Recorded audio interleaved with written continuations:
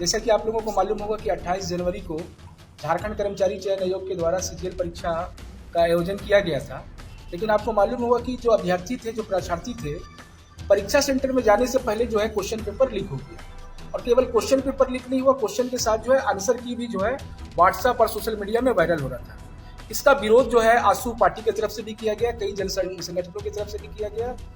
आनन फानन में कर्मचारी चयन आयोग ने शाम में केवल पेपर 3 को रद्द किया 28 जनवरी को, और फिर और बाद में जो विरोध हुआ उसके बाद 4 जनवरी के परीक्षा को भी स्थगित किया गया।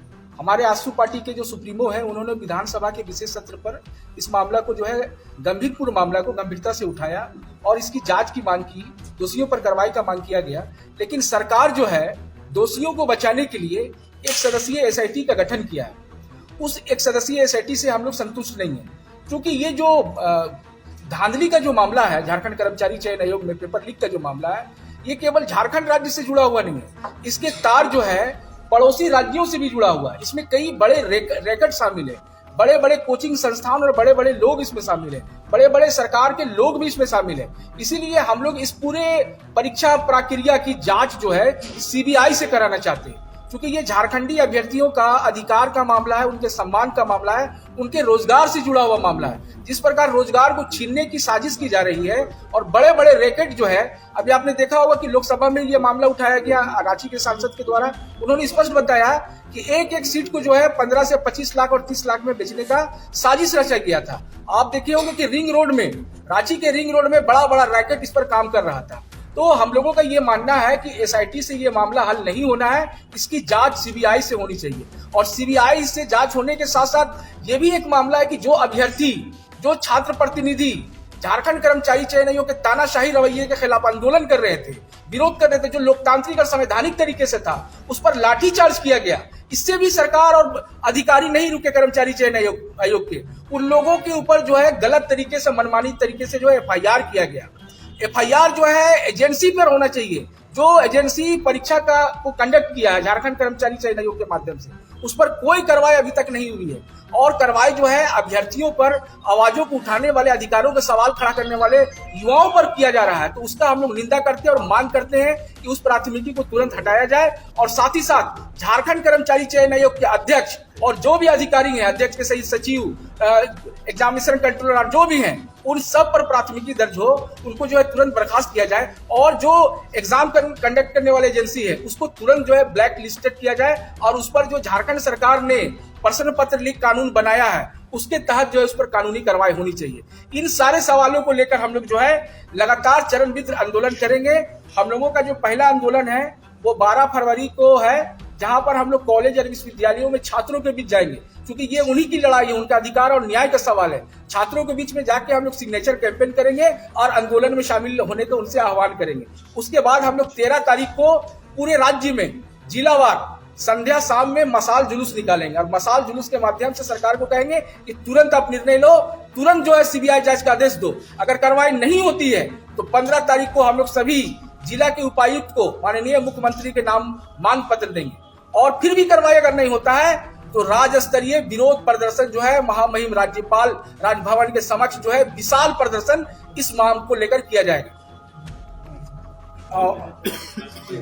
और जो विधानसभा सत्र चले, देखिए अभी का जो वर्तमान मुद्दा है वो तो जेएसएससी का जो वर्तमान में जो पेपर लीक का जो मामला आया था उस पर हम लोग बात कर रहे थे। लेकिन अगर आप एक शुरू से ही देखिएगा तो इस सरकार के द्वारा लिया गया हर एक एग्जाम जो है उसमें पारदर्शिता की एकदम से कमी है। अगर शुरुआत में हम जेपीएससी से लेते हैं, जिसमें सिविल सर्विस का जो एग्जाम हुआ था, उसमें जो मेरिट लिस्ट बनाया गया उसका मार्कशीट अभी तक जारी नहीं। ऐसा सरकार किस लिए कर रही है, आयोग किस लिए किया? वो इसलिए क्योंकि लिखित परीक्षा में जो नंबर है और इंटरव्यू में जो नंबर है वो किस अभ्यर्थी का कितना कितना आया ये पता नहीं चलेगा।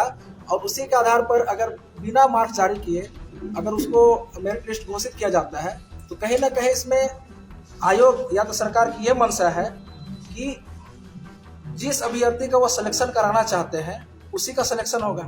क्योंकि मेरा यह मानना है कि अगर मेरिट लिस्ट जारी की जाती है और मार्कशीट जारी किया जाता है तो जिन अभ्यर्थियों का सिलेक्शन हुआ है उस पर आप एक बारीक चीज देख सकते हैं कि लिखित में लगभग लोगों का जो है एवरेज मार्किंग होगा, और इंटरव्यू में जिसका सिलेक्शन होना हो उसको ज़्यादा से ज़्यादा मार्क्स देकर उसको पास किया जाए। दूसरी बात है, इसके बाद में जब असिस्टेंट प्रोफेसर के जब जीपीएससी के माध्यम से जब उसका सिलेक्शन हुआ, उसकी नियुक्ति हुई, तो उसमें भी क्या किया गया कि आप जो है उसमें एक एपीआई स्कोर बनाया जाता है, जिसमें मैट्रिक से लेकर के अलग अलग matric, inter, graduation, MA, PhD, ये सारे जो डिग्रियां हैं उसके अंक जोड़े जाते हैं और उसके आधार से पॉइंट्स डिसाइड किया जाता है। तो आयोग जो इसमें क्या की कि आप जो है हर एक अभ्यर्थी का एक एपीआई स्कोर डेवलप किया जाता है।